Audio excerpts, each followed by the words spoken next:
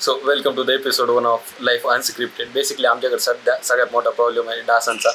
त्या डासांची आम्ही कंप्लीट करणार आहेत आमच्या हॉस्टेलच्या ऑर्डरला. त्यासाठी आम्ही एकदम सुंदर असा मेसेज लिहिलेला आहे जो की आम्ही पब्लिश करणार आहेत थोड्या वेळात. तो मेसेज वाच रे. चला सुरुवात करू. आदरणीय वार्डन साहेब, सप्रेम नमस्कार.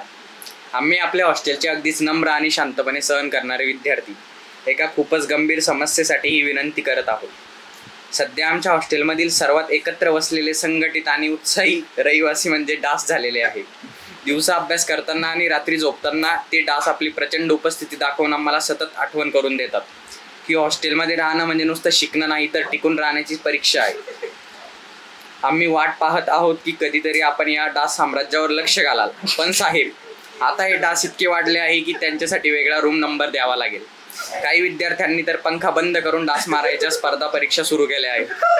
पण अभ्यास आणि झोप दोन्ही हरवत चालले आहेत. थोडक्यात सांगायचं झालं तर डासांची संख्या भरमसाठ वाढली आहे. रात्री झोप येत नाही आणि सकाळी डोळ्याखाली काळे वर्तुळे दिसतात. काहींना तर डास म्हणून ओळखू लागले. कुणाला डेंग्यू, मलेरिया यांचा धोका आहे.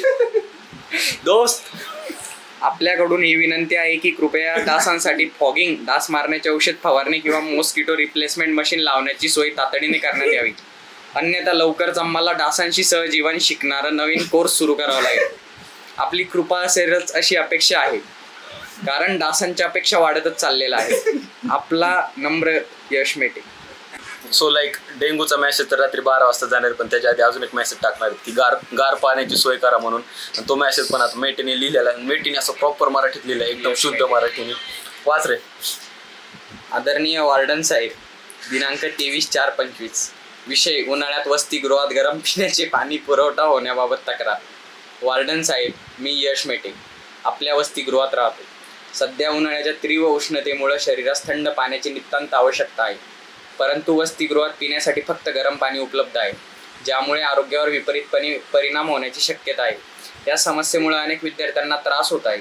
थंड पाण्याची अनुपलब्धता ही विद्यार्थ्यांच्या आरोग्यासाठी गंभीर बाब आहे. तरी आपण कृपया याची दखल घेऊन वसतिगृहात थंड पिण्याच्या पाण्याची व्यवस्था करावी अशी नम्र विनंती. आपल्या सकारात्मक प्रतिसादाची अपेक्षा आहे. आपला विश्वासू यश मेटे. एपिसोड 2 मध्ये कळेल की सरचा रिप्लाय काय होतोय. वॉर्डनचा रे. रात्री 12 वाजता आम्ही परफेक्टली हा मेसेज टाकणार आहेत. So let's go.